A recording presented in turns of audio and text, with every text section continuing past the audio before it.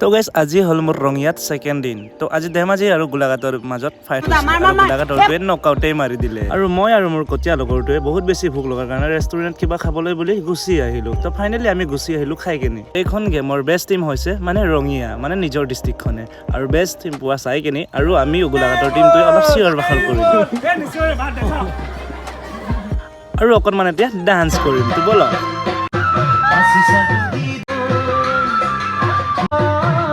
তো ফাইনেলি আমি আহি পালোঁ ৰঙিয়া ট্ৰেইন ষ্টেচন। আমাৰ ট্ৰেইন আছিলে ৰাতি 1টা বজাত।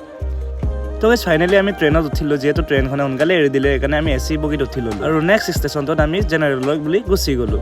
আৰু গাইজ এয়াই ট্ৰেইনখনৰ কণ্ডিশ্যন, পানী চানী একো নাই। তো গাইজ ফাইনেলি মই আহি পালোঁ পৰকাটিং ট্ৰেইন ষ্টেচন। একচুৱেলি মই মানে গোলাঘাটত অলপ ফুৰিব যাম বুলি ভাবিছোঁ। বেটেৰীখনৰ পৰা নামিয়ে মোৰ কণমানি ভিডিঅ' চোৱা ভাইটি এটাক লগ পালোঁ। নেক্সট আকৌ মোৰ ইনষ্টাগ্ৰামত ভিডিঅ' চোৱা ফলোৱাৰ্ছ এজনক লগ পালোঁ। তেওঁৰ বেটেৰীখনতে আমি গুচি গ'লোঁ ফুৰিবলৈ বুলি। আৰু ছোৱালীজনী বহুত বেছি ভাল লাগিছিলে। আপোনালোকে আকৌ গাৰ্লফ্ৰেণ্ড বুলি নাভাবিব দেই। তো মই আহি পালোঁহি বীৰাংগনা আদনি কলাক্ষেত্ৰ গোলাঘাট। প্ৰাইচ বুলি ক'বলৈ গ'লে 20 টকা লৈছে। ইয়াতে সোমাই আহি বহুত বেছি ভাল লাগিলে। মোৰ ফলোৱাৰ্ছ এজনক লগ পালোঁ, তেওঁৰ লগতে অলপ ঘূৰিলোঁ। আৰু মুখখন ধুই মেলি বহুত বেছি ভোক লাগিলে সেইকাৰণে ফ্ৰাইড ৰাইচ খাই ল'লোঁ। আৰু গোলাঘাটৰ পৰা মই যোৰহাটলৈ বুলি গুচি আহিলোঁ। আৰু যোৰহাটৰ পৰা নেক্সট ষ্টেচনত নামি কেনি মই শিৱসাগৰলৈ বুলি গুচি আহিলোঁ। পানী পিয়া লাগিলে, পানী চানী খাই কেনি বাছটোত দেখা পালোঁ যে বাছটো পূৰা খালী।